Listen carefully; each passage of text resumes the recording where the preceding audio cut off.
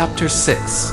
The Girl in the Mirror. Dalton tore through the woods running, looking for Kaley until his lungs burned. He shouted Kaley's name again and again, but the trees only echoed it back. By the time he returned home, it was dawn.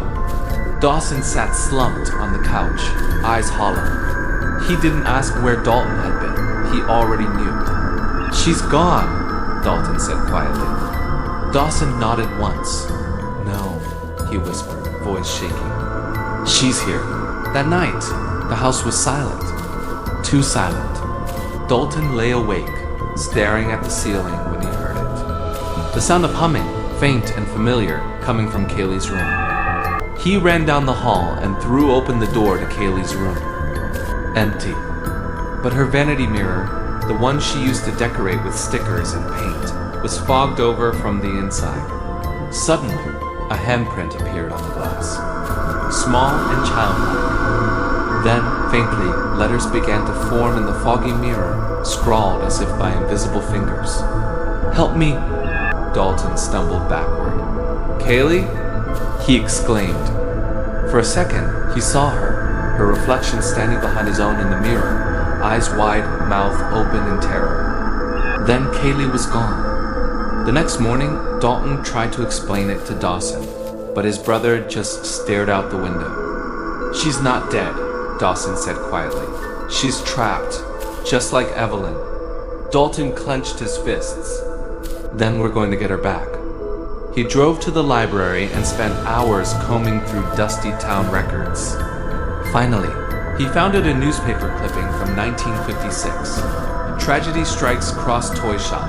Fire claims child's life. Evelyn Cross, age 9. Daughter of toymaker Thomas Cross, cause of death unknown. Body never recovered." Next to the article was a photograph of the burned building.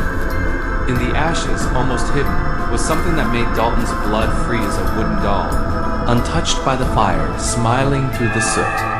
That night, Dalton couldn't shake the image from his mind. He sat in Kaley's room, staring at the mirror, whispering her name over and over.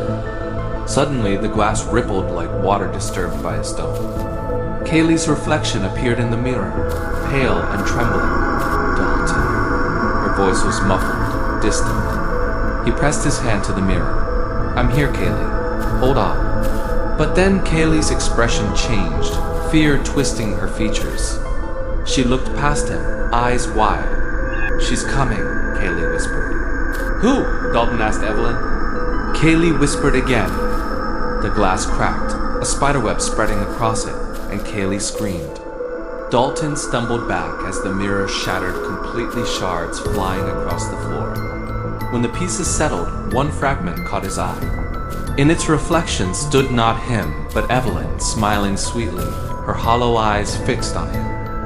"Almost done." Later that night, Dawson awoke to a sound in the hallway, the soft creak of footsteps.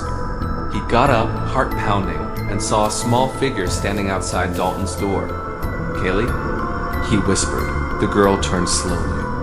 Her eyes glowed faintly blue in the dark. She smiled too wide, too wrong.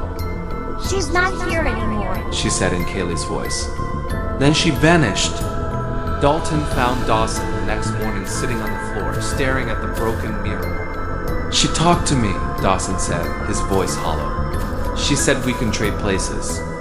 One of us for her." Dalton froze. "Trade?" Dawson nodded. "If one of us stays with Evelyn, Kaley can come back." Dalton's jaw clenched. "No, we're not playing her game," he said. But behind them, a faint humming began. That same tune again. Only this time, it came from inside the walls. The sound grew louder, closer, until it was all around them. Then, from the shattered mirror, Kaley's voice cried out, desperate, terrified. "Don't let her win." And with that, every mirror in the house cracked at once.